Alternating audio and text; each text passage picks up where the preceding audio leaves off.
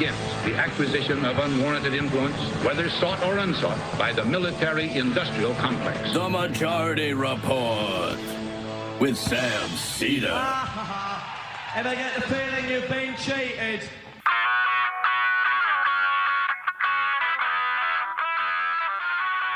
It is Thursday, February 27th, 2025. My name is Emma Vigeland, and for Sam Seder, and this is the 5-time award-winning Majority Report. We are broadcasting live, steps, from the industrially ravaged Gowanus Canal in the heartland of America, downtown Brooklyn, USA. On the program today, Trita Parsi of the Quincy Institute joins us to talk about Trump, foreign policy, and how, I guess, we're just on the side of the bullies now. And later in the program, Hanno Hauenstein will be back with us to talk about the results in Germany's elections. Also on the program, the Supreme Court delays a lower court deadline that would have ordered Trump to pay the $2 billion the administration stole from foreign aid organizations that already did the work. So, SCOTUS gives the green light for now. In those court filings, the administration more than doubles down, claiming they want to cut 90% of USAID. They also say, and Trump did in a cabinet meeting where Elon Musk joined, said they want to cut 65% of EPA spending. How's that for making America healthy again? More poisoned rivers and water, please. Doge keeps publishing receipts that claim to include cost savings, but don't, or a fraction of it. They're also deploying workers from an AI real estate firm and a mobile home company to loot the Department of Housing and Urban Development for its data, amidst a housing cost crisis. The FAA reportedly wants to cancel its contract with Verizon so they can do a deal with, and you're going to be shocked about this coincidence here, Elon Musk's Starlink. I mean, I really don't want the guy with satellites falling out of the sky to be in control of the airplanes. Guys, I mean, it gets scary every day, this footage we're seeing. Anyway, the IRS has been directed to close over 100 offices that provide free taxpayer assistance right ahead of tax season. The number of Americans filing for jobless benefits hit the highest level in 3 months, as traditional economic indicators start panicking about Trump's pending tariffs. Mike Johnson walks back the most extreme Medicaid cut proposals as Senate Republicans cry foul. RFK Jr. cancels yet another vaccine advisory meeting amidst an awful flu season that has hospitalized over 400,000 Americans. An unvaccinated child has died of measles in Texas, the first U.S. death since 2015. And also in related news, an unknown illness killing dozens within days has been cropping up in the Congo. Where have we heard this before? And lastly, after a delay, Israel has finally released the last of the Palestinian hostages agreed upon in the ceasefire deal, but they are escalating military operations in the West Bank. Thousands displaced in Jenin. All this and more on today's Majority Report.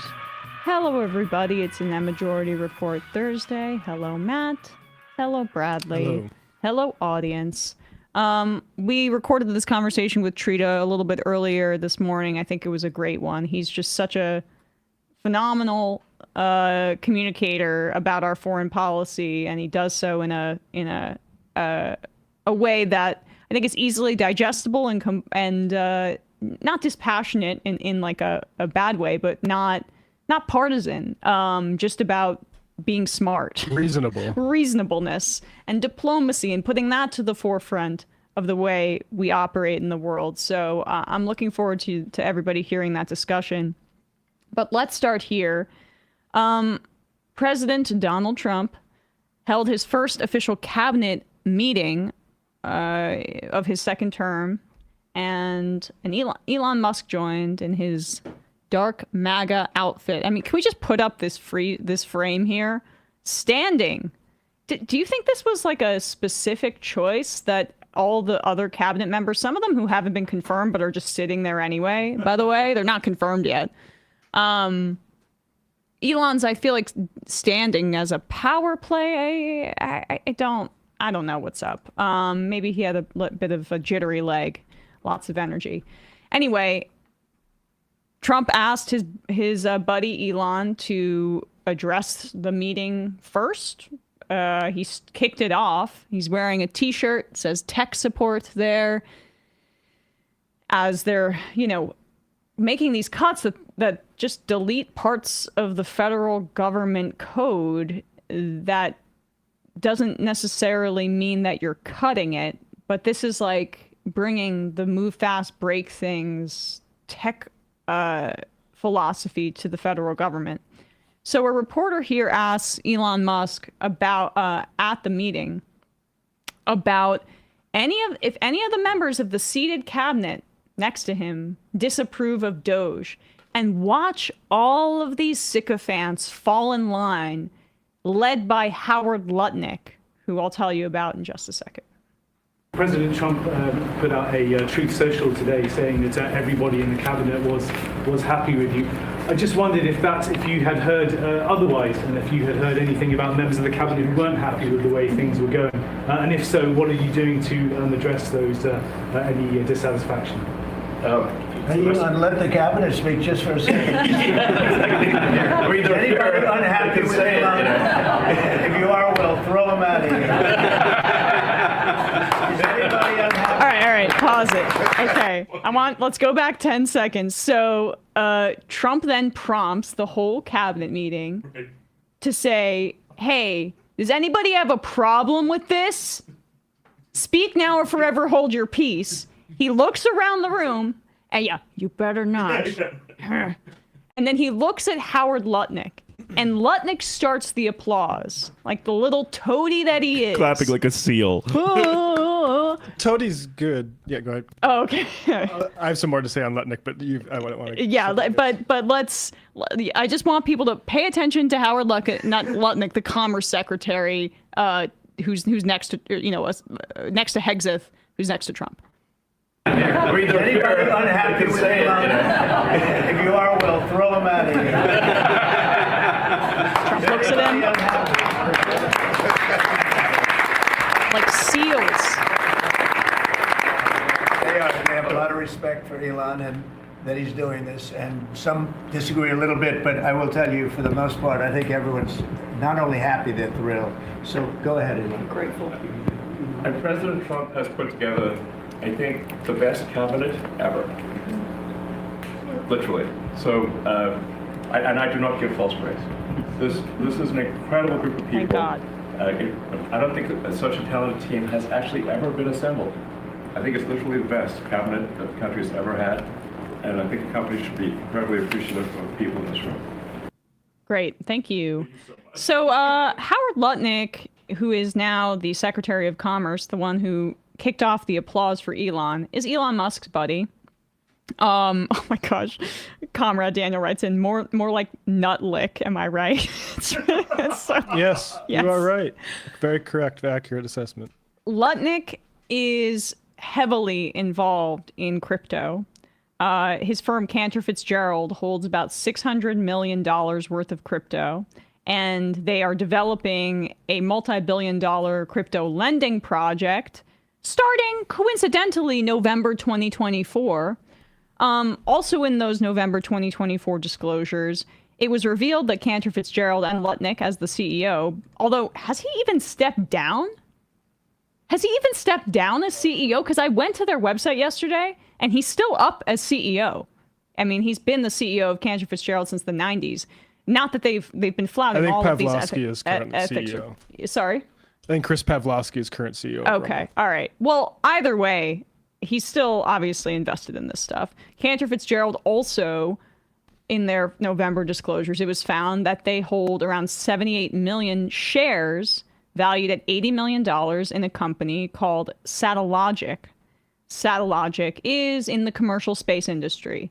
And by the way, the Department of Commerce is the agency that's supposed to set space commerce policy, as well as cryptocurrency policy, which is the directive that Biden gave to the Department of Commerce in 2022. So Lutnick has massive holdings in satellite and space commercial technology and in cryptocurrency, and kicks off the applause about Elon Musk's role in the federal government. Isn't that poetic? He's also CEO of Rumble, and Glenn Greenwald, Rumble, who's given his sort of name and commodified it for the investors over at Rumble, is quick to point out Lutnick is himself Jewish whenever people accuse this administration of anti-Semitism. Of course, Elon Musk did a Sig Heil. Yeah. There's Howard Lutnick clapping for the guy there. Absolute nut licker. But Barry Weiss just was touting and publishing an op-ed on, by the way, crypto-Nazi himself, Richard Hanania. Right, defending the Nazi salute. We're at this point right now where, we've said this before, the modern Nazi, the modern far-right figure is also a Zionist.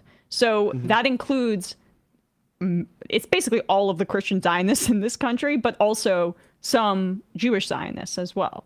And that is or just craven businessmen. I honestly don't know what Lutnick's position on Israel is, but I will say I suspect that Russell Brand is really shy about criticizing Israel. Probably comes from the top of the company, but that's just a suspicion. That's funny. And just to clarify, Lutnick's sons took over Cantor Fitzgerald. Oh, the meritocracy. Yeah, right. Meritocrats are in control. Yeah. Right, they're in their 20s, are they not? Exactly. So Brandon Lutnick will be chairman, and his older brother Kyle is executive vice chairman. But it says Lutnick's sons, both in their 20s, will oversee the Love group. meritocracy. And also, I'm blocked by Glenn Greenwald, so if he said anything about Elon's salute, I would be interested in being informed by that.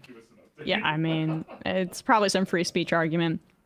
Here at the same press conference, Trump is asked by a reporter about his view on the role of his cabinet secretaries and if they have any independence. This was his answer to that question.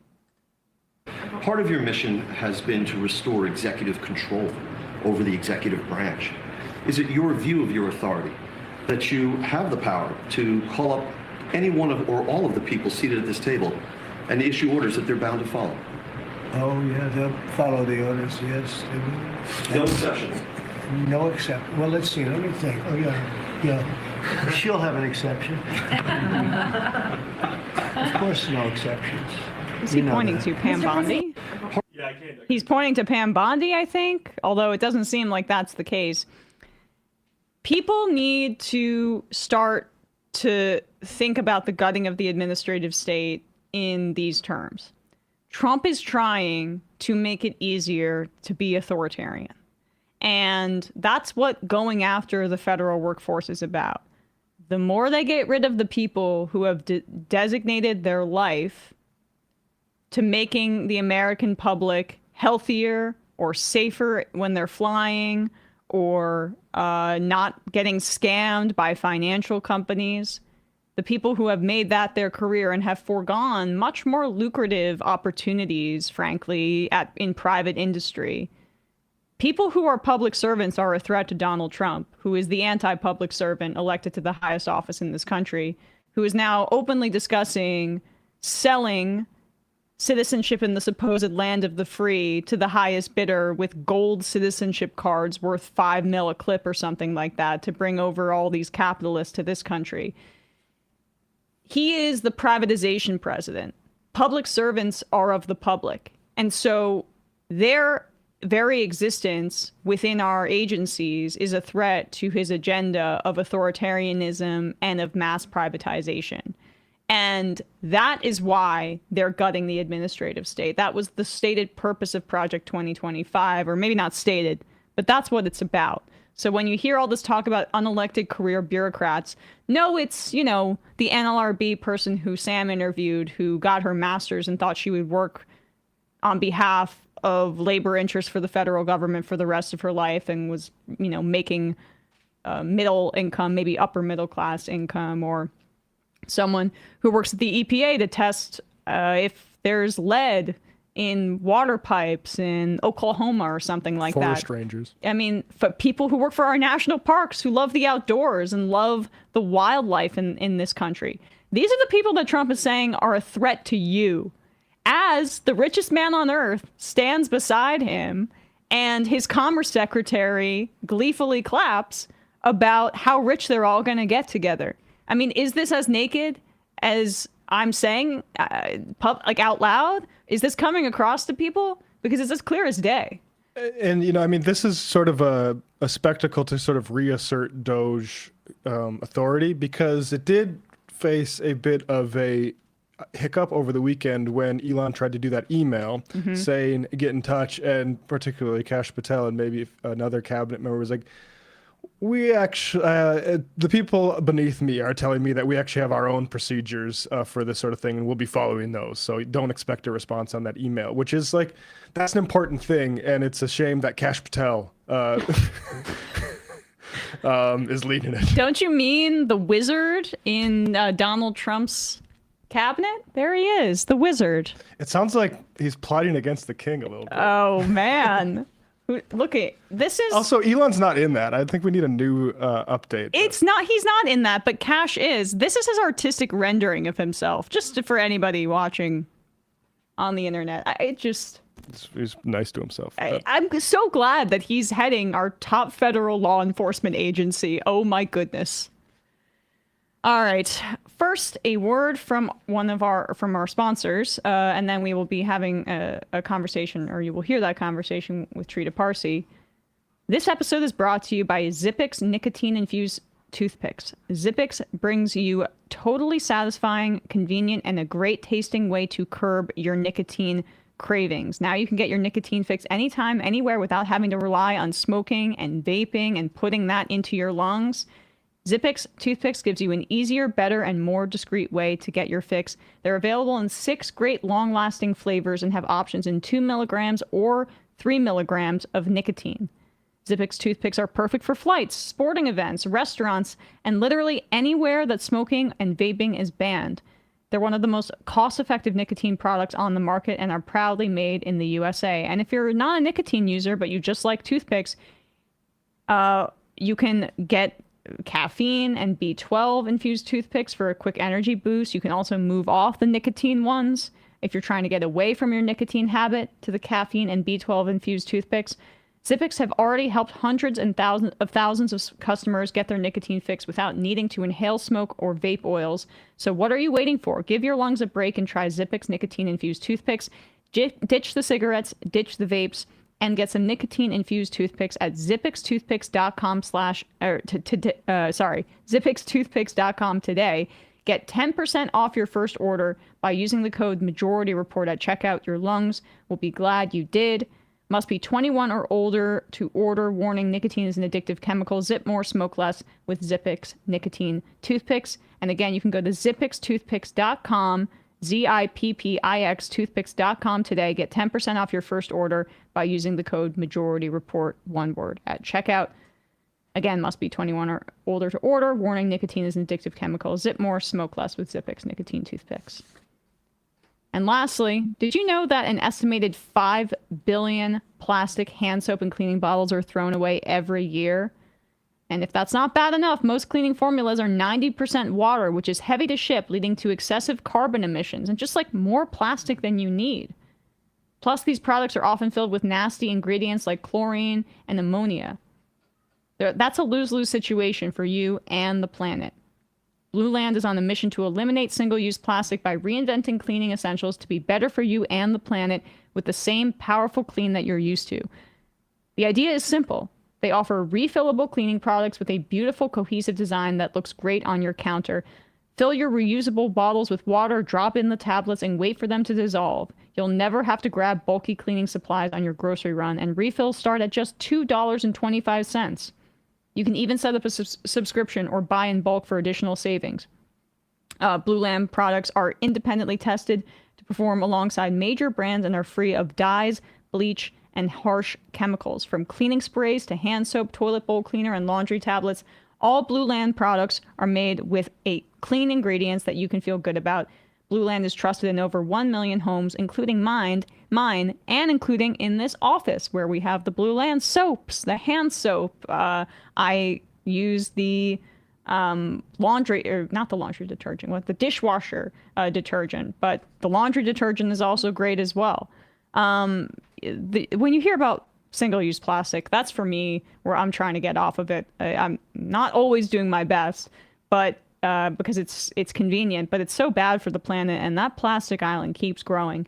And we also know that it's an oil and gas product, so it's not that it's difficult to recycle. It doesn't do have the same yield, I guess. And so this is a really easy way to get off single-use plastic.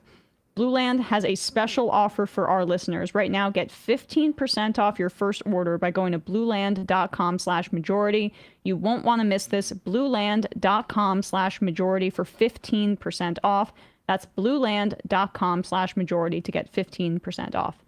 All right, folks, now our conversation with Trita Parsi.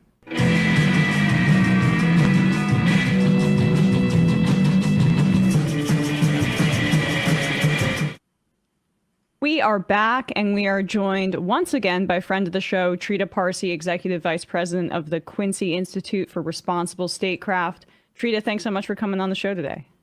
Thank you so much for having me.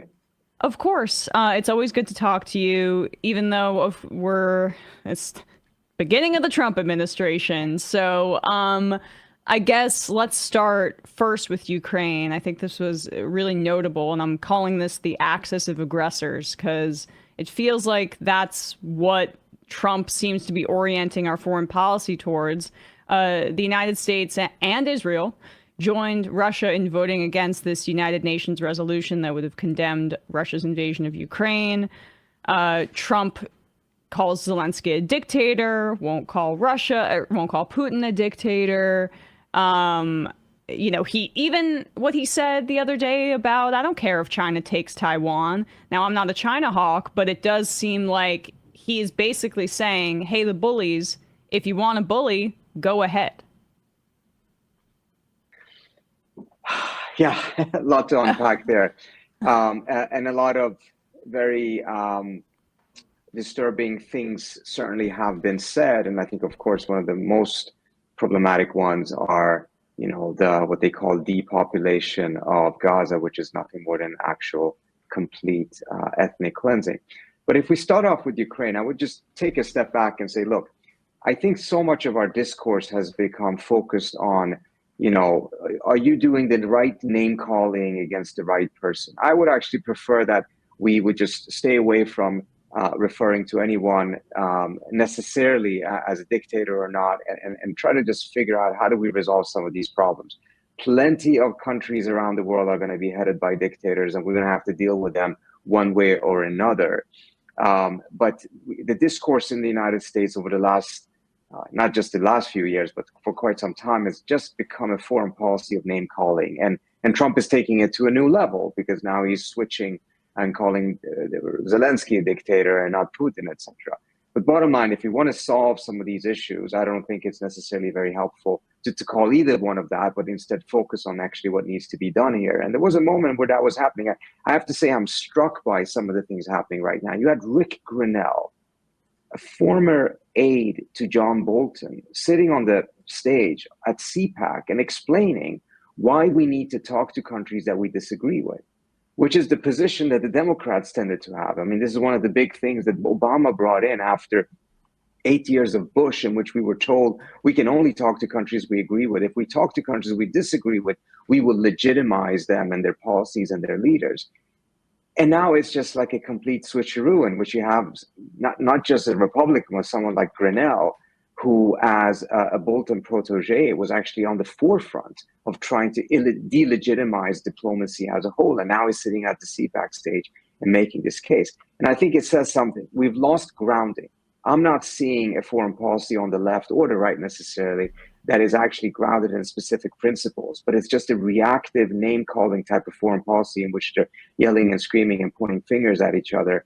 And in the midst of that, we're seeing the world going in a very, very negative direction in general. Certainly, and I'm one who welcomes those kinds of conversations as well. I just do think it's notable when you pair that United Nations vote, which just is lying. I mean, much like Biden did with the UN resolutions with Israel, and then pair it with the fact that he made that dictator comment not in a vacuum, but at a Miami event that was being held by the Sovereign Wealth Fund for Saudi Arabia the day after Russia and the United States representatives met in Saudi Arabia. So what's troubling to me about this is the incorporation of Saudi Arabia in our foreign policy in a way that almost mirrors what we've done with Israel. No, I think you're absolutely right on that, and I'm very worried about it. And in fact, some of the arguments that I think has come from the Trump administration themselves as to why they didn't vote for the resolution, but instead voted against it, was that, look, we're in sensitive negotiations and this could have jeopardized it. That sounds exactly as our excuses for vetoing resolutions on Israel, in which we're saying, the whole negotiation could fall apart if we dare to say one word of criticism against Israel. And I think that would be a very negative direction for us to go. I think, Trump could easily, if that actually was a legitimate reason for it, he could easily have just abstained on that resolution instead of voting against it together with Russia. And look, and there's things in that resolution, such as the demand for a full return of Crimea, which probably is going to be impossible. Right. And as a result, one can make an argument that, look, this resolution cannot be the basis for a negotiation. But let's be real here. It's not as if the Russians, if they're faced with an opportunity to end the war diplomatically, would reject it just because the United States voted in favor of that resolution. They're rational enough to be able to set aside that issue. So voting with them on this, I think, is sending all the wrong messages, even though I do believe that we need to get back to a place in which we have a much more realistic conversation about what can be achieved on Ukraine, and not put forward impossible goals that deliberately or non-deliberately nevertheless makes diplomacy impossible. Exactly right. What do you think that this means if the United States' actual actions behind the scenes are matching Trump's public rhetoric? What does it mean for Ukraine and where they may look if they don't feel that the United States is negotiating in good faith? Does this create an opening for Europe to become more involved in this conflict if the U.S. pulls back? Well, I mean, part of what many folks have wanted is for the Europeans to step up much more than they have. But the manner in which this is being done right now, I think goes beyond the idea of trying to rebalance that relationship, that transatlantic relationship, and it's going into the territory of just, tearing it apart, which I don't think is particularly constructive. Europe can do a lot, and it can do much more. But bottom line here is, it's about finding an end to this conflict. The bottom line, I think, and we've said this for quite some time during the Biden administration, was that there was really no clear analysis that pointed to the idea that time is on Ukraine's side. With Russia's size, manpower, fatigue in the West, not just in the US, but in a lot of European countries as well, which is part of the reason why you see some of these right-wing populist parties marching forward in the elections. It was just impossible to say that if we just keep at this one way or another, we're going to shift and be able to start negotiations from a much better position. In fact, if we go back to the fall of 2022, I'm sure you guys covered it, there was this letter from the Congressional Progressive Caucus that was put out there, was very supportive of Biden, very supportive of Ukraine and the efforts to support Ukraine, but he also asked for a diplomatic track to be added to the policy to make sure that we would be able to assess when it is the time to actually shift to diplomacy, prepare the ground for that, be able to be nimble when it's needed to be nimble. And you all remember what happened. The Biden administration, or actually mostly congressional Democrats, came out swinging against it. And within 24 hours, the head of the CPC withdrew the letter.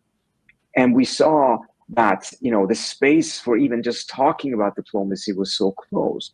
And a lot of the criticism of the letter was, oh, this is so badly timed. Ukraine is doing well on the battlefield. this is not the time to talk about diplomacy. Well, in retrospect, the timing seems to have been near perfect because it was it's precisely the best negotiating, position.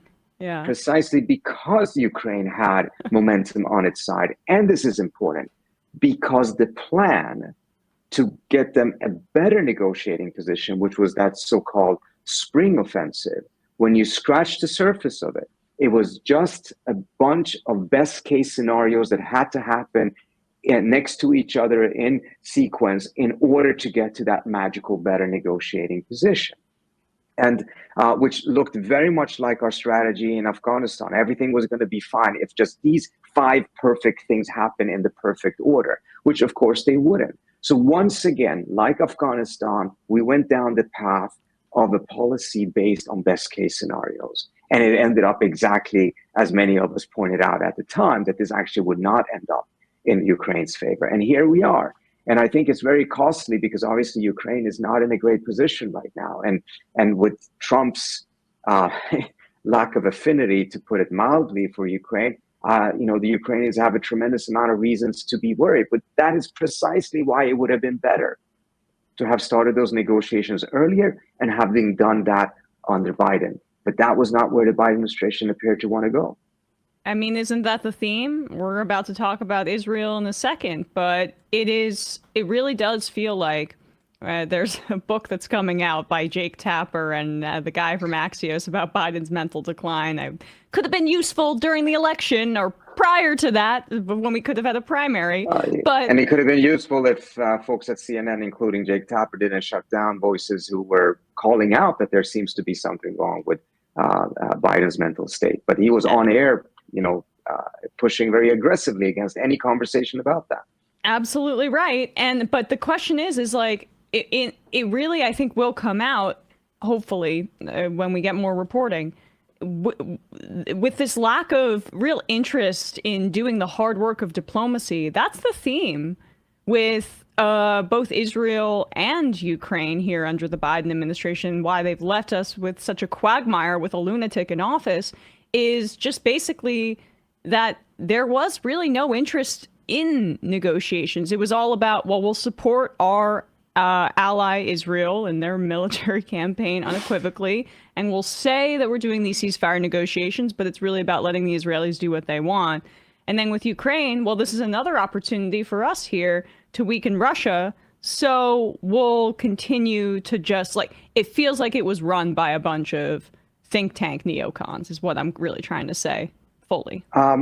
Sadly, I think you're absolutely right, and I think it raises some very important questions, which is how come the Democratic Party that under Obama ran on a platform of restoring diplomacy, being adults about the fact that we're going to have to talk to people that we don't have much shared values with, but they're there, there's nothing we can do about it, we're not going to go down the path of regime change, so we have to deal with it. It went from that to a party that rejected diplomacy, slammed down on these members who were completely supportive of the policy. They just say, could we also do a bit of diplomacy on the side?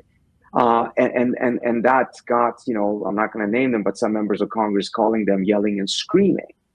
How did we go from that? And then later on, of course, bringing Liz Cheney to Michigan to campaign with and lionizing her. It really raises the question, how did the Democratic Party become the party that so strongly embraced maximalist positions, rejection of diplomacy, and lionizing of people who are very closely associated with the disasters of the Iraq War? There's some real reckoning that is needed here, and I hope that it will take place very fast, because with the speed in which Trump is doing many of these things, there's a need for a party that actually can stand up for some strong principles, not just be reactive, not just say no to everything that Trump does because it's done by Trump, but actually can push things in the right direction. And I'm not seeing that party right now, and I'm not seeing the reckoning that is needed. It's so funny you use that word reckoning, because as you talk about the Congressional Progressive Caucus, the leader of the CPC at the time, Pramila Jayapal, we had her on this program about 2 months ago, I think, and I asked, is the party reckoning with the fact that its full-throated support for Israel may have harmed its brand permanently with some young folks? And she said, honestly, I don't think that reckoning is happening. So it echoes exactly what you're saying, Trita. Yeah. But and some conversations I've had on the Hill, I have to say, the areas in which some reckoning is taking place is frankly more on Ukraine and less so on Gaza and Israel, which is that's not how I'd order stunning. Yeah, exactly. It's really a bit stunning, particularly after the poll. I'm sure you guys have talked about it. What was it? 19 million voters who voted for Biden in 2020, but didn't vote for him in 2024, stayed home. And the plurality of them, 29%, larger group than any of the others, said that they stayed home because of Gaza. And we still don't have a reckoning about this. And we're still not recognizing that at the end on Israel-Palestine, this term, as well as in the previous term, Trump was not a break or a shift from the democratic policy. He was an accelerant of the policy that already was in place. The Biden administration themselves, in November 2023, had USAID do feasibility studies to see, can you depopulate Gaza and place everyone in the Sinai Desert? So a lot of these different things are not just coming in now with Trump. They were there before. They were just not moving the same Abraham Accords. Exactly, the Abraham Accords that just threw the Palestinians completely under the bus. And incidentally, according to Biden himself, although he doesn't put it that explicitly, is the reason why October 7th happened. Because he says that he was on the verge of making peace and Hamas did the attack in order to prevent that. And he embraced not only Trump's Abraham Accord, he wanted to take it further. And I think one thing that is going to be very interesting to see now is Trump is still talking about some sort of a normalization between Israel and Palestine. Is he going to pick up the negotiations where Biden left them off, which would include a defense pact with Saudi Arabia, which means that the United States would actually send troops to defend the kingdom and its authoritarian leaders, as well as giving them very sensitive nuclear technology. This was not part of any of the Abraham Accords that Trump himself did, but this is the direction the Biden administration took the negotiations. And it would completely contradict what Trump is saying that he wants to do, which is reduce troop levels in the Middle East, bring troops home, not be so embroiled in the conflicts in the Middle East. If he signs a normalization agreement between Saudi Arabia and Israel that entails a security pact, a NATO-level defense pact with Saudi Arabia, Trump will actually bring the United States deeper into the Middle East than any other previous president. So it will be interesting. Is he going to use the Biden blueprint, or is he going to go back to the previous blueprints that he had himself, which in my view were still extremely problematic, but didn't go as far as to offer a defense pact? Well, I mean, the Biden administration, as you've just mentioned, built on the Abraham Accords, including keeping on Brett McGurk, who was a part of the Middle East envoy. I'm not sure if it was the same position, both across the Trump one and Biden. There you go. So same position, he kept him on. And now, what do you know? Photos of Brett McGurk. I guess that was with MBS the other day after he's not in power anymore, I guess. I'm sure doing the dirty work behind the scenes on a privatized level. Yeah, because he's now with one of the venture capitalists who is making quite a lot of money off of this. So, yeah, I mean, there's just so much problem. And I think, again, if there's one message I would like to get across to your viewership, and I'm sure they already know it, is to recognize that there's not a huge shift in many of these different issues. You have a blueprint, and then the question is, it's the same trajectory, but is it at a different pace than before? And oftentimes what Trump is doing is that it's accelerating the pace, but the trajectory is the same. We would have had the same outcomes if the Democrats were in power, unless they, of course, have that reckoning. It just would happen slower. And it would also be happening while there would be a lot of leaks to the press about how unhappy Biden is about things, but it would be the same thing. Right. Certainly, with Biden and that administration, they didn't seem to listen to their base at all at the time, even though, wow, looking at polling now, something like 8 to 9% of Democrats say they sympathize with Israel more. Out of, it's either both, but the majority opinion is Palestinians, and independents, that number is crashing as well. So there needs to be a reckoning here domestically. But When you talk And about that's all ages, and that's Yes, all ages. all I'm ages. sure if you were to take a look at it with the younger ages and the future of the party, the future of the country, the numbers are far more devastating, not just on the Democratic side, but actually also on the Republican side. Certainly. And when you talk about acceleration, Israel is rolling tanks into the West Bank over the past few weeks. The cellular attacks have increased, but I guess this was earlier this week. For the first time since 2002, Israel's formally deploying militarized tanks into the West Bank. Tens of thousands of Palestinians have fled from Jenin. They really started this offensive in the northern West Bank just days after that, temporary ceasefire that Trump, negotiated with Netanyahu clearly before the election, then implemented after. That went into place. If you could just talk a little bit about what we're seeing in the West Bank and how it seems like annexation is the ultimate goal. Yeah, I mean, look, what we're just seeing again is acceleration of an annexation plan that has been in the works for years. It's just that right now, one of the big shifts that did happen under Biden was that Biden essentially took away almost all of the restraints that the U.S. had on Israel. Not that there were that many, but whatever was left were lifted. And the Israelis have been doing more or less exactly what they want. And I don't foresee that Trump will in any way, shape, or form reconstitute any of those restraints. This is particularly important when it comes to the use of military equipment that the U.S. provided the Israelis. Part of the reason why the Israelis have had military successes is not because there's been some decisive intelligence successes. They clearly have had some intelligence successes, but I don't think that explains the full story. The full story is we took away all the restraints, and the Israelis just bombed whatever they wanted with no limitations and did things that the U.S. military itself is not allowed to do. Let me give you an example. 2006, the Israelis twice tried to assassinate Hezbollah leader Nasrallah in his bunker, but couldn't penetrate the bunkers because the weapons that the U.S. allowed the Israelis to use had some limitations, of course, because of concerns about collateral damage and civilian deaths. This time around, they destroyed it by dropping 82,000-pound bombs, taking out the entire neighborhood, killing about 300 to 500 people to take out the Nasrallah leader, Hezbollah leader. And they got a congratulatory note from the Biden administration publicly. No mention of the civilian deaths. Compare that to when the Israelis assassinated Sheikh Yassin, who was then the head of Hamas in Gaza.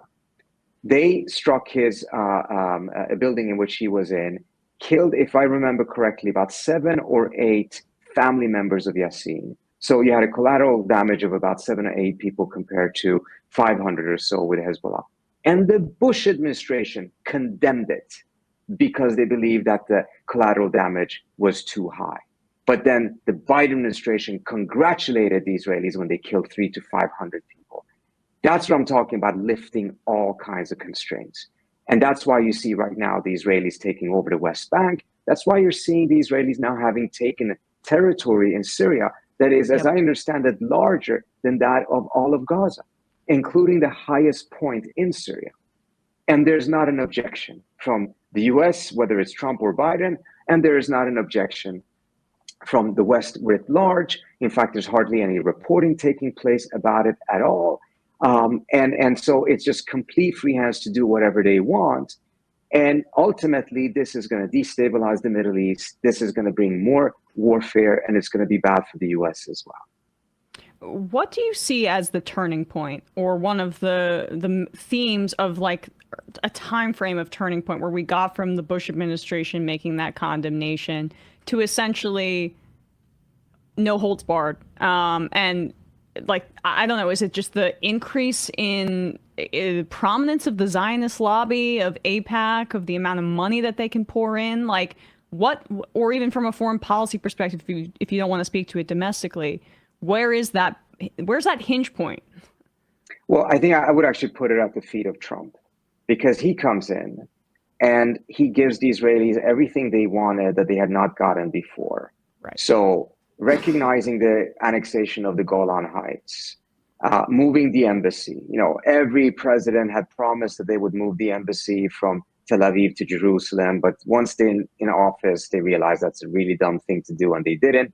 Trump did it, and had this ceremony with Cheryl Adelson sitting in the front row, watching it. And then, of course, the Abraham Accords, which ended the pretense that the United States is seeking a two-state solution, and went to the logical conclusion of what the US's actual policy is: annexation and throwing the Palestinians under the bus. And what the Biden administration do, they don't come in and say, walk any of that back. Instead, that is now the new starting point. And they're asking themselves, okay, so how can we now be even more pro-Israel? So I would put it, that's the big thing that happened, in my view, is what the Trump administration did in terms of giving the Israelis more or less everything they wanted at the time. And then Biden comes in and tries to essentially outdo them on the Abraham Accords, tries to outdo them when it comes to military support. And ultimately, all of this is not only bad for the region, it will ultimately also backlash big time on the United States, whether it is the US's global standing, whether it is down the road terrorist attacks against US targets, etc., as well as, of course, the risk of a larger war in the region that the US would get dragged into. And I guess that's a good place for us to kind of close here, is just the notion of the United States soft power. I mean, Trump and Biden together, I think, have sped run this process of destroying soft power. I mean, the Iraq War, you could go back all the way to the Vietnam War, but it's been a progression of the United States not using influence and relying even more and more on brute military force. And I think that has accelerated with unmanned drones and other warfare where it's less collateral damage on U.S. service personnel, and you can just kind of bomb technologically. That might be a part of it as well. But with the USAID cuts and the foreign policy that's been pursued over the past 8 years, and now it's going to be 12, where do you see U.S. soft power, and is it at its lowest point, perhaps in the history of this country? Well, I mean, it really is at the lowest points. We already saw that on the Gaza, in which, cables were coming in from all of the embassies around the world saying, look, this is worse than the Iraq War. Anti-American sentiments are stronger now than they were even back then. And then, of course, you have what Trump has done with Europe, and you're openly Europeans talking about the U.S. being an enemy state. Look, I'm 100% in favor of, giving the Europeans yet another wake-up call to make sure that they recognize that transatlantic relationship is no longer sustainable. They have to step up more. They have to take far greater responsibility for their own security. Many different things in which that needed to be balanced out. But leaving them with the impression that the United States is now an enemy is not in our interest, and it's certainly not in our interest of our soft power. All of this is taking place in a context that I think is kind of interesting and contradictory, because you had Secretary of State Marco Rubio give that interview in which he said the world is actually multipolar, which, for the last couple of years, that would have been kind of controversial. Some people would say, oh, that's a Putin talking point. Hillary Clinton was talking about it already back in 2010. What was interesting with what Marco Rubio said, however, was to say, actually, unipolarity was a historical exception, an aberration. And going back towards some sort of a multipolar structure of the world is a return to normalcy. That's what I think was very significant of what he said, because essentially saying the laws of gravity of geopolitics is coming into effect and is making the world multipolar. So there is really no option of returning to some sort of a unipolar position, which is frankly what the Biden administration pursued. But if you recognize this, then you should also recognize that the manner in which the United States could bind and limit and constrain the conduct of other states during the unipolar moment based on American power no longer will be at that same level going forward in a multipolar context. We simply will not have the power to be able to do so going forward, at least not in a pervasive global way.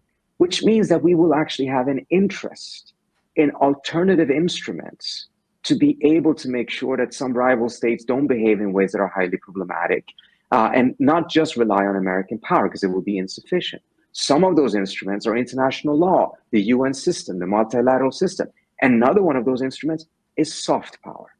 And what are we doing right now? At least we on the destroyed surface, both. it seems like we're going both. in that direction, not just now, but also prior to that. So if you're actually moving towards a multipolar world, you're recognizing it. The internalization of that also then means that there has to be some severe policy shifts, because we were going in a direction in which we all undermined our own instruments of influence. Truly, lastly, Trita, before I let you go, with the bombing of Damascus, with Israel trying to annex that large part of South Syria, they've also, broken the ceasefire with Hezbollah, and were bombing in Lebanon recently. They did return many of the Palestinian hostages at the time of recording, but what is the status of this ceasefire, and how long can it hold? And plus, of course, the escalation in the West Bank. Does that have an impact here with Gaza? No, all of this is, it's all moving towards explosion. I think what's holding it back right now is that people are waiting to see what will the Arab states put forward on March 4th. That's when they're supposed to give a response to Trump's Gaza Riviera plan, and come up with their own reconstruction plan. My hope is that they don't go small, instead actually counter with an even bolder plan, a bold plan that has truly never been tried, which is actually a two-state solution, and call for a real enforcement of decisions that have been made of international law, and actually create a two-state solution and a Palestinian state. And I would couple that, this is what we have been working on and presented in what we call the Better Order Project. I would couple that with efforts to create a security architecture for the region that has to include Israel, but on the condition that there's also a Palestinian state that has been created. That's the incentive for the Israelis. That would address their security concerns in a way that none of the previous offers on the table have. But for them to get that benefit, they also have to then accept that there has to be a Palestinian state based on the 67 terms. My hope is that they will go with something bold, because I think if they want to get Trump's attention, they should go with very, very bold proposals rather than just trying to meet him halfway on his proposals, which are frankly disastrous if they ever were to be implemented. Yeah, I'm sure you saw that AI video of Trump and Netanyahu shirtless together, which is an image no one wanted, but apparently he put it out there, laying on some Gaza beach with a Trump casino. It's insane. But anyway, Trita Parsi, thanks so much for breaking this down with us. Executive Vice President of the Quincy Institute for Responsible Statecraft. You guys are doing amazing work. Appreciate your time today. Thank you. Talk to you soon. Thank you. Yep.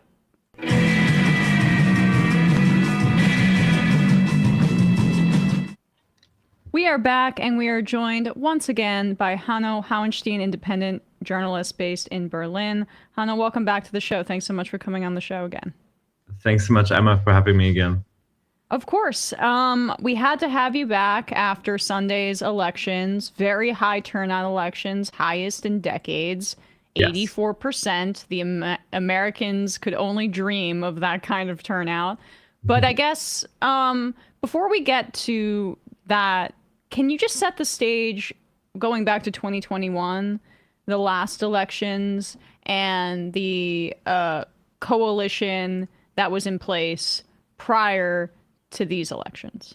Right. So the last coalition was basically the first new coalition that ended like the Angela Merkel era that ruled for like 16 years in Germany, which was like really sort of like the era of like sort of post-reunification stability. And after that now came the so-called like traffic light coalition, which is like it was a collection of like the Social Democrats, the Greens, and like the Neoliberal Party.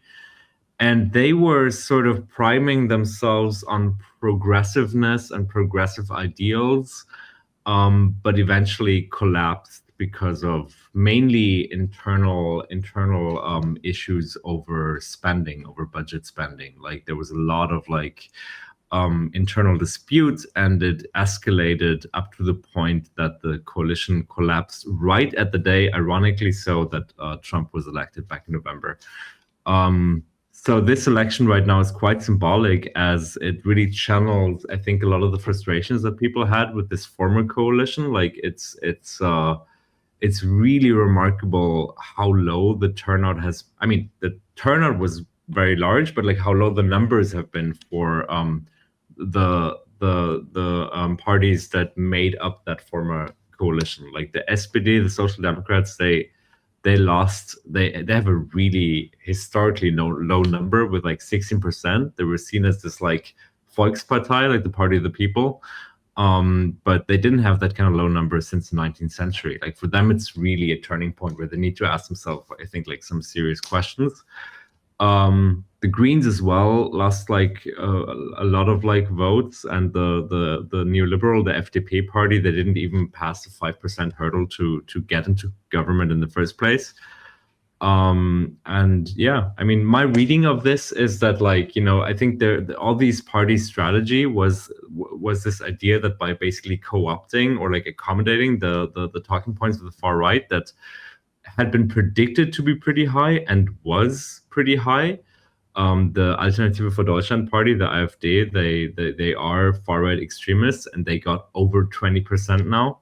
And these like liberal establishment parties, they kind of like thought that by basically just co-opting these talking points into like a soft version sort of program, they can like, you know, reduce the threat of the far right. And really the opposite was shown in this election. Like it's this idea that you can basically, by restricting immigration and asylum, you can make sure that this is like, make sure that there's a better situation for interior security. That's just like it proved to be not a good strategy for them. Well, I mean, this is a strategy that neoliberal parties across the West have deployed, and it has not been successful. I mean, I think Labour in the UK is probably going to get hit next elections with some of this. The Democrats in this country lost by doing they just stopped saying anything that was woke and conceded on immigration, and Trump won this election.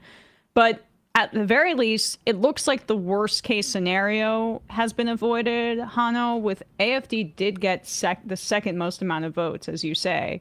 But yeah, this is a very helpful graphic. The SPD, as you mentioned, which, you know, of the former governing coalition and the Greens, they took big hits. We'll show the amount that the SPD lost in just a second, but the center-right party coalition got the most, and then the second most is AfD, the far right. But if we could go to the change here, the second chart was jarring.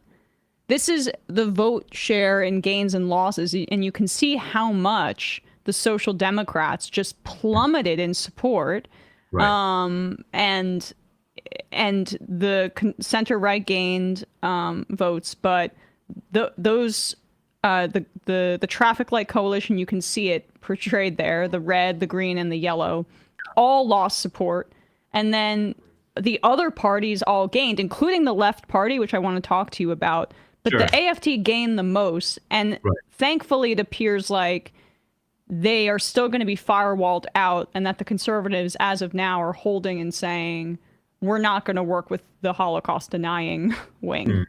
Yeah, exactly. I mean, the AfD, as you said, like it really gained like, it doubled its vote share. Like it used to be at around 10% last time, which was already high and already discussed as a huge crisis within like the German public debate culture. But like it doubled its numbers. It's now at like over 20%. As you said, that concretely that translates to a little over 150 seats in parliament. And given that like this party's major talking points is like kind of an attack on the idea of multiculturalism, also an attack of German memory culture, but also just like open racism and ethno-nationalism and all these types of like very dangerous ideas that are floating around in the epicenter of like Elon Musk and the American right now as well.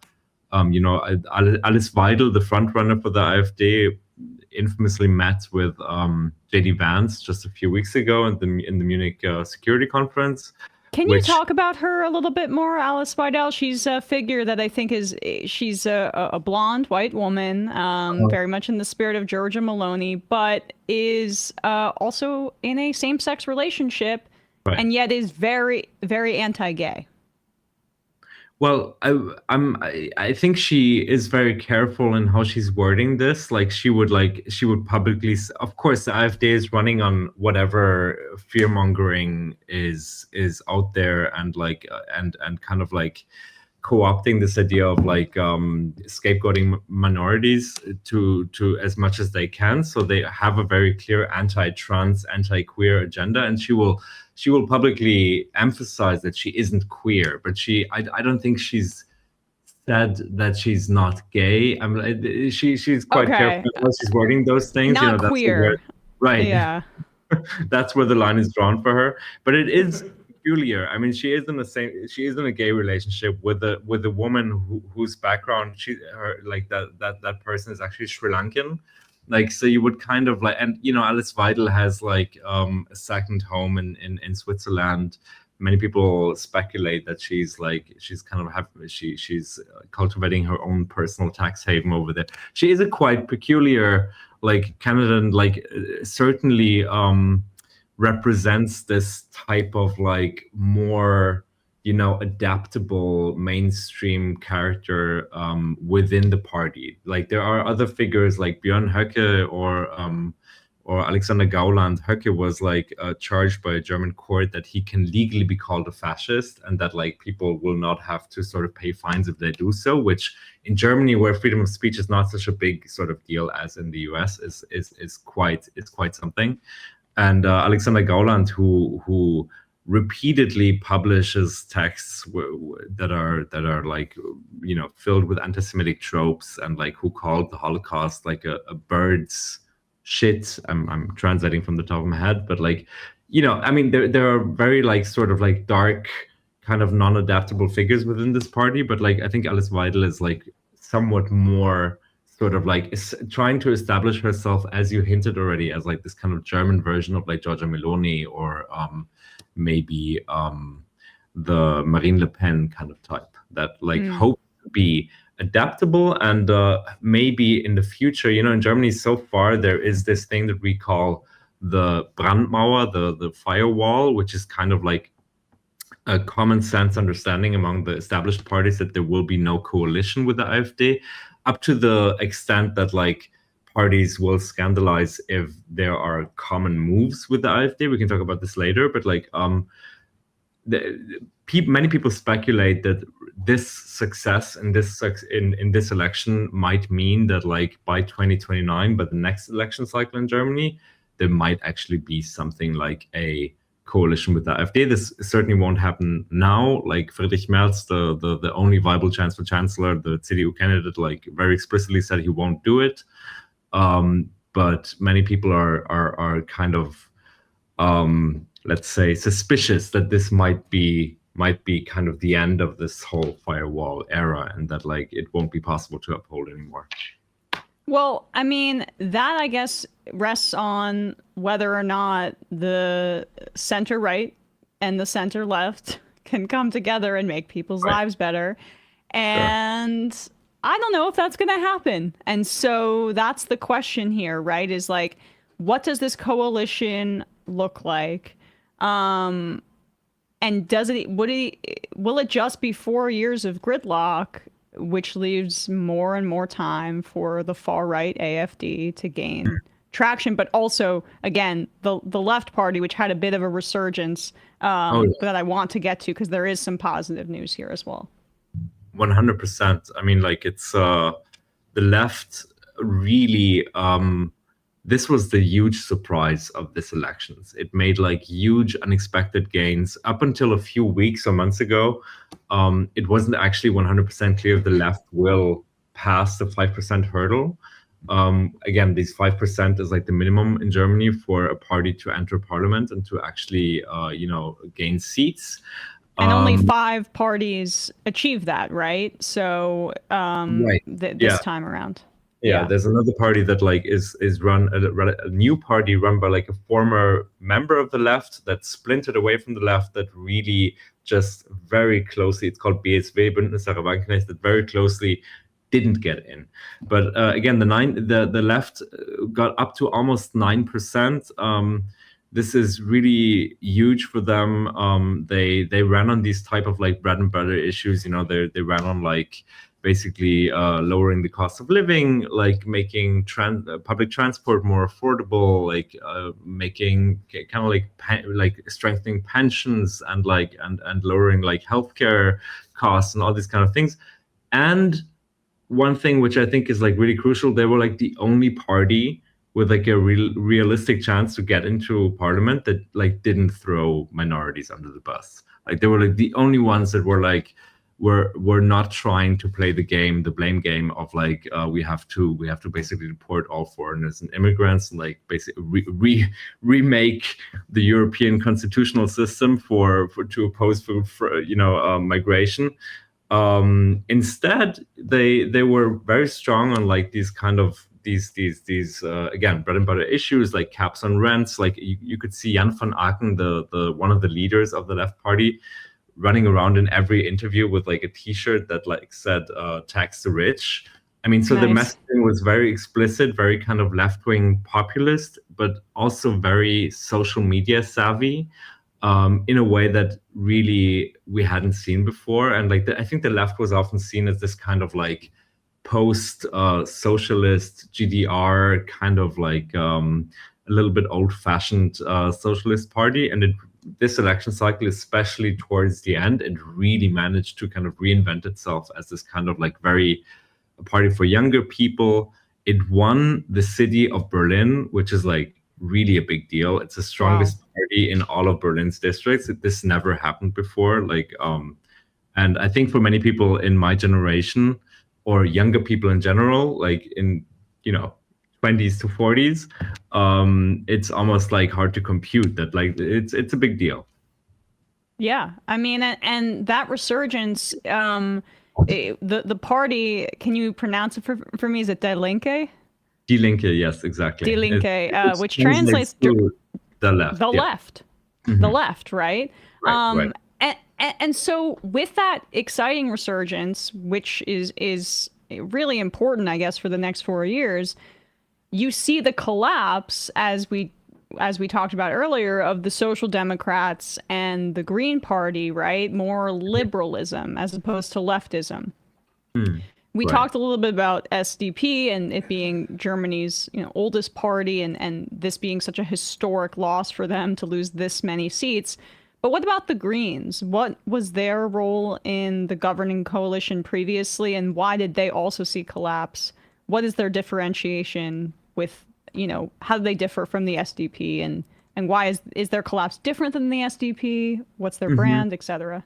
Well, so there are like key figures associated with those parties. Like there was like the SPD was the main figure associated with the SPD was Olaf Scholz, the former chancellor, up to a few days ago. Like formally he is still chancellor, but like that's about to change.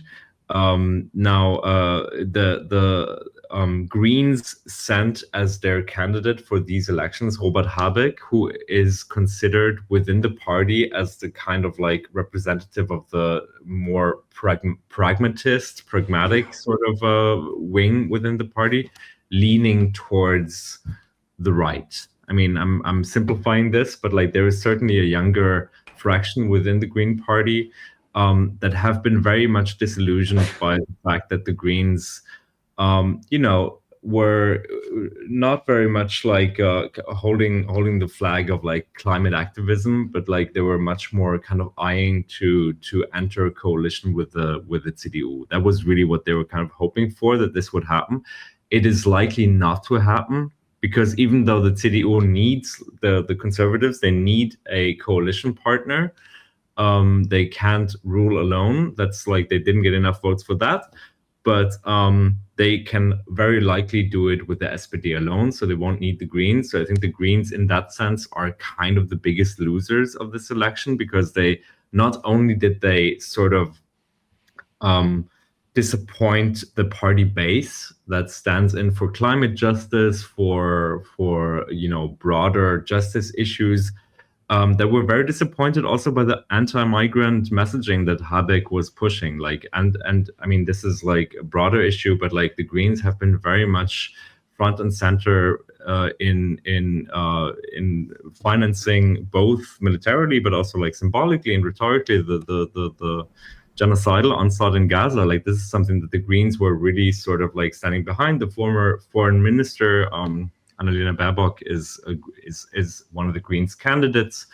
And so in that sense, I think they will also have to sort of think how they can redefine their own profile. I think that's something that we really many people are looking at, like how this is supposed to happen, but it seems as if this kind of idea to let the pragmatist, maybe revisionist, or like just like more center right kind of like wing of the party take over, clearly didn't work out for them.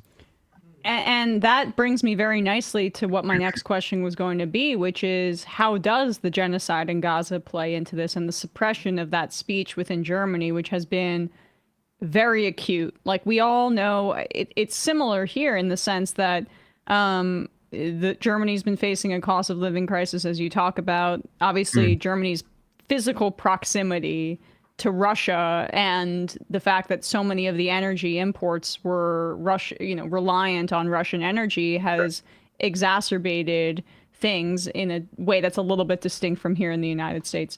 But there is also suppression of speech and protest as it relates to Palestine that I think clearly must have radicalized many people, including just the eschewing of the leadership you say, like the folks that were more pro-Israel. There's the one party of the five that made it over the hump, the left. They were the ones opposing arms to Israel. Well, I mean, even within the left, I think the kind of opposition to the assault on Gaza has been relatively mild, because it's in Germany, this issue of Palestine and Israel is such a divisive one, even more so I think than in the US. Like, it's even within the left in Germany, there's so many fractions on different fractions on this issue, which is too long to explain at length, but like it has to do with German memory, culture, German identity, German history, all these kind of things. Israel is this huge sort of thing for many Germans. It kind of fulfills, I think, in a way, almost like a redemptive kind of function. And like the crackdown on free speech, on freedom of like, even in areas of in science and in the arts, and like there's been so many journalists and filmmakers and artists and people that have been canceled, that had their prizes taken away, that like had job opportunities lost over the past year and a half over this issue. So the crackdown was very much in the air, and I think liberal established parties certainly didn't even try to politicize that issue for mobilizing the masses. Honestly, the only parties that did was Bündnis Sarah Wagenknecht, this kind of like fringe new party that just very closely didn't make it into parliament. She was one of the few people who very consistently said from the get-go that she opposes weapons, arms sales, arms deliveries to Israel by Germany. But at the same time, like, she didn't land that message with like a younger generation that is progressive in other areas, because she also repeated this type of like anti-trans, anti-immigrant messaging that the right has established for itself as well. She tried to establish herself as this kind of like populist leader that just like sort of like uses whatever works. And within the left, I think increasingly over the past months, the opposition against like sort of Germany's unwavering support for Israel was growing a little bit. And like, I think that really helped them as well. Like, just a few days ago, Jan van Aken, one of the two new party leadership personnel people, he said that of course he would support the ICC's arrest warrants, Karim Khan's ICC arrest warrants for Netanyahu if Netanyahu came to Berlin, and he called, Friedrich Merz only 24 hours after he was elected, and as the new chancellor of Germany, he said that he invites Netanyahu, very, very clearly, directly rejecting the ICC arrest warrants. And Jan van Aken, the left leader, he called this a catastrophic decision. And I think this is also like for the left party that again has been a little bit like there's been some conflict over this issue in the past. I think this is quite a new vocabulary. This is like a new tone we're hearing there. Like they're really setting themselves up to be more sort of outspoken on that. Or at least oppositional to Netanyahu, which is, I feel like, the easy get out of jail free card for anyone. Shouldn't be too hard. Yeah, exactly. Yeah, like, I mean, man. But it shouldn't be, but it is apparently here in this country and yours as well. Hanno, thanks so much for coming on. I guess I'll ask you one wrap-up final question here. Sure. Is the overall theme of this election worst case scenario avoided, but there's still a lot to do and a lot that could go wrong with this level of support for the AfD in the next few years? Oh yeah, I mean, like it's a very sort of mixed feelings elections. A lot could go wrong. The AfD is like has neo-fascist elements within them. They've worked with right-wing extremists. They are a deeply fascist party. And the fact that 1 in 5 voters in Germany voted for them is pretty unsettling. And the fact that like Friedrich Merz, the one more thing I'll tell you listeners is like that again, only 24 hours after the CDU got this was elected as the strongest party, it issued a so-called kleine Anfrage. It's like a parliamentary inquiry. Which includes like around 500 questions on like the funding and the political neutrality of like NGOs in Germany. And these NGOs, they most of them are like civil society actors, but they included groups such as like Omas gegen Rechts, like grandmas against the rights. Like it's almost like it almost reads as like political parody, but it's really kind of unsettling that like the CDU that is supposed to be holding up this firewall against the far right is really intimidating civil societies, intimidating journalists and NGOs on whether they are politically neutral when these NGOs are all of them are like liberal left leaning. So I think we're really seeing a shift, which is in many ways very similar to what is happening in the US. Like it's like maybe not to the extent of like austerity, but like we certainly see like Germany is moving to the right. There's no question about it. And the kind of dismantling of like the rule-based order, like international law, this sort of like idea that you can pick and choose where the ICC has jurisdiction, where it doesn't have jurisdiction, the hard right anti-immigration sort of rhetoric that has become kind of like the new normal in Germany. That's really ringing a sound that's very reminiscent of like this darker chapters in German history. And like I think there's no reason the left did gain like votes, and that's wonderful, but like I think there's no reason to lean back and relax. I think there's a lot of like internally there are going to be a lot of like difficult weeks and months and years ahead, and in many ways this also has like global repercussions. It's a question whether, like how will the European Union realign with Germany being this kind of like more nationalist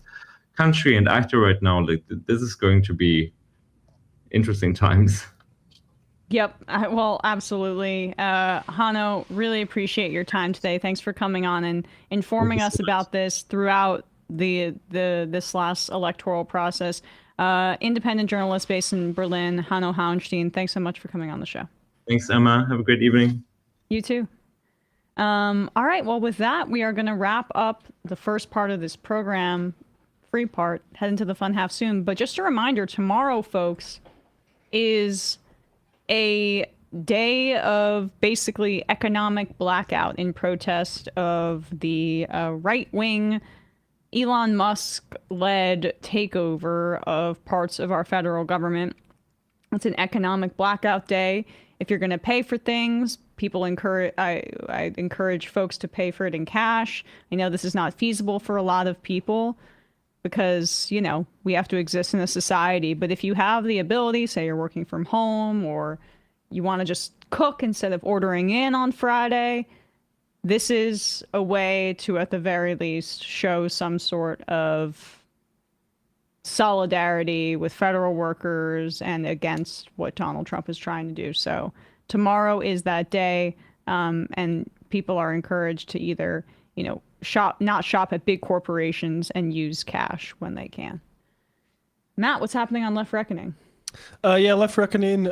We had a good episode with Van Jackson talking about Ukraine and Trump's foreign policy and supposed cuts to the Pentagon. Also, Elise Joshi, who is the Gen Z for Change leader, who stood up to Karine Jean-Pierre saying, hey, are we just going to get nothing for the fact that we helped Biden win an election, except a pat on the head and her decision to protest there, and the negative attention she got not only from MAGA people or Republicans, not only from Jimmy Dore types who said she was a plant, but also liberals who said she was helping Donald Trump win. That was 2 years ago now. So it was really great talking to her and what she plans to doing. Also, if you're in Minneapolis, two candidates that I want to recommend. We'll talk a little bit of New York politics in a second here, but Robin Wansley, independent socialist, and Omar Fateh are doing a event together on Saturday in Ward 2 in Minneapolis. So if you're in Minneapolis, go see two of these folks.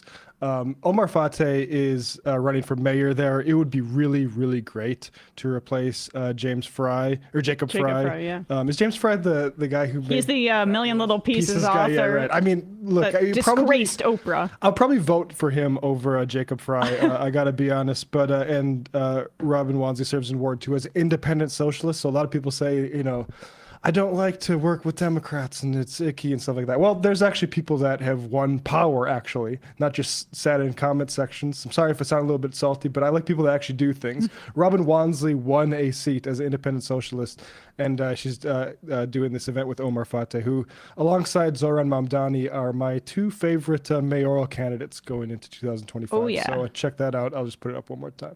We will talk about, I think, Zoran's campaign a little bit more in the fun half, and we will be doing so, I think, a good amount in the lead up to the June primary.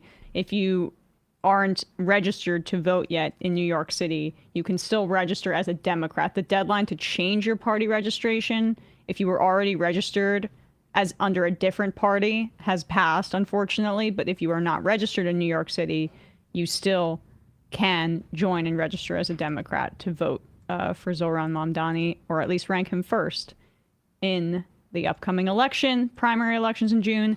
And we have our friends. Whoa, there they are. Hey, Matt, Brandon. Can we hear you? How are you? Yes, we can hear you both. How's it going? It's going good. It's going good. How you doing, Brandon? I'm doing well. You know, looking forward to the show today. Hopefully it's fun.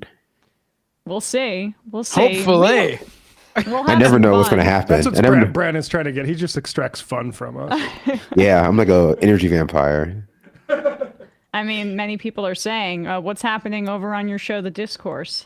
Well, yesterday we did a little bit of a catch up on the state of the Luigi Mangione case, or should I say the unfair prosecution of Luigi Mangione by the state of New York, the state of Pennsylvania, and also the DOJ. And also we did a little bit of a medley of like local news channels like castigating Republicans for cutting jobs. So a lot of fun. Tomorrow, I guess, I don't know. I like to live in the moment, so I can't say what we'll do tomorrow, but we will be streaming tomorrow on YouTube and Twitch, 9 a.m. Eastern. Be there or be square. Hell yeah. Binder, what's happening on your shows?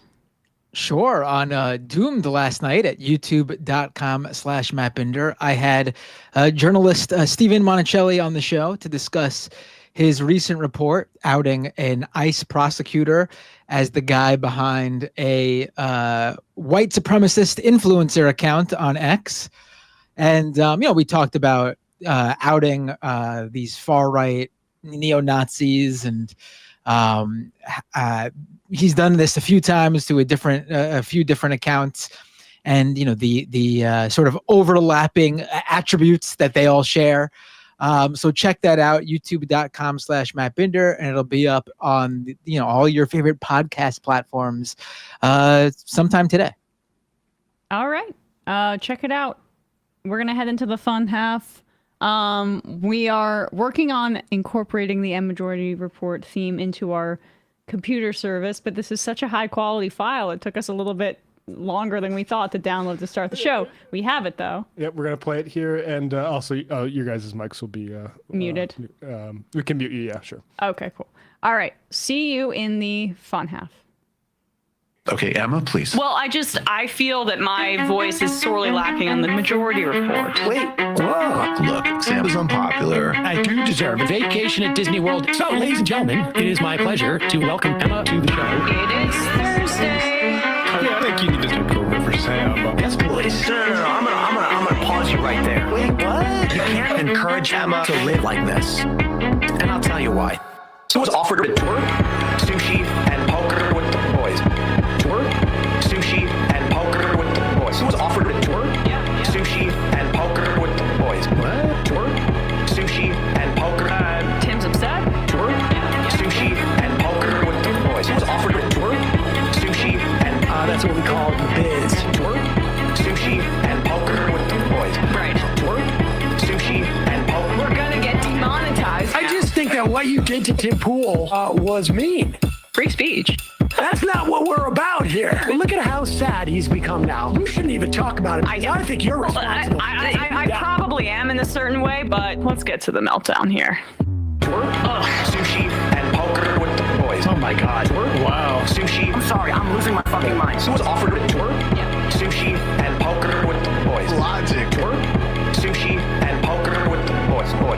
Tour. I think I'm like a little kid. I think I'm like a little kid. I think I'm like a kid. Tour. I think I'm like a little kid. I think I'm like a little kid. Had this debate 7,000 times. A little kid. I think I'm like a little kid. I think I'm like a kid. Tour. I'm losing my fucking mind. Some people just don't understand. So I'm not trying to be a dick right now, but I absolutely think the U.S. should be providing me with a wife and kids. That's not what we're talking about here. Okay, all right. It's not a fun job. Tour? That's a real thing. That's a real thing. Real thing. Willy Wonka tour? That's a real thing. That's a real thing. Real thing. What's that offered a tour? That's a real thing. That's a real thing. Real thing. That's a real thing. That's a real thing. Real thing. What's that offered a tour? Ladies and gentlemen, Joe Rogan has done it again. That offered a tour? That's a real thing. That's a poker with the boys. I think he might be blowing it out of proportion. Real thing. That's poker with the boys. That offered a tour? That's a real thing. That's poker. Let's go, Joey. Tour? Sushi and poker with the boys. Take it easy, Dan. Tour? Sushi and poker. Things have really gotten out of hand. Sushi and poker with the boys. Delusional. Tour? Deluded. Sushi. You don't have a clue as to what's going on. Live YouTube. Sam has like the weight of the world on his shoulders. Sam doesn't want to do this show anymore. It was so much easier when the Majority Report was just you. You were happy. Let's change the subject. Rangers and Knicks are doing great. Now shut up. Don't want people saying reckless things on your program. That's one of the most difficult parts about this show. This is a pro-killing podcast. I'm thinking maybe it's time we bury the hatchet. Left is best. Trump Violet. Tour? Don't be foolish and don't fucking tweet at me and don't bitch. The way this cucked all of these people. Love it. That's where my heart is. So I wrote my honors thesis about it. Oh, she wrote an honest thesis. I guess I should hand the main mic to you now. You are to the right of the foreign policy. We already fund Israel, dude. Are you against that? That's a tougher question I have an answer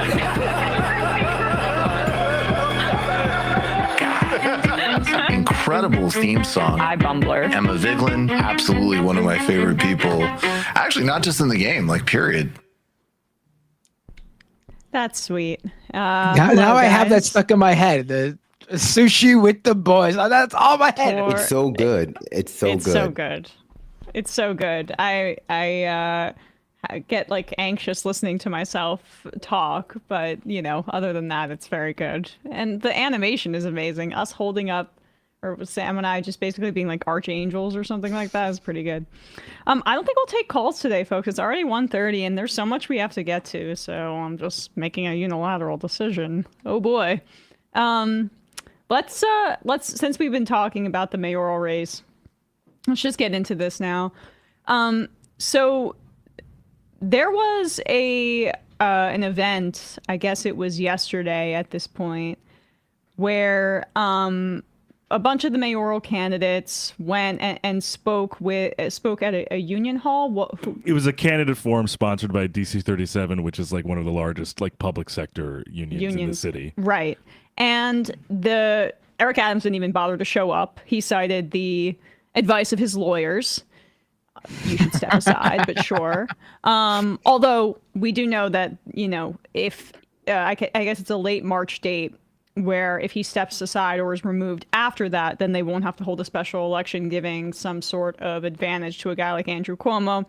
And I think we can ride it out for a month, hopefully, because I don't want a special election prior to the primary, because right now, Zoran Mamdani has a lot of momentum. I mean, he's in polling second behind Andrew Cuomo. He keeps skyrocketing in the polls. All I'm seeing in terms of attacks against him are, the usual, a socialist. And, wow, he stood up against the Israeli genocide of Palestinians at a protest. Why don't you guys keep repeating that? There were many, many New Yorkers who stayed home in this last election cycle, and they cite the genocide of Palestinians as the reason for that. So I don't think that's the gotcha that they think it is. But here is this clip when asked about if they support a rent freeze, and you can see the reaction from the members of this union when Zoran answers. Will you support a rent freeze? No. Okay, Brad. If the data supports it. Will you support a rent freeze? If the data supports it. Can we just stop? Yeah.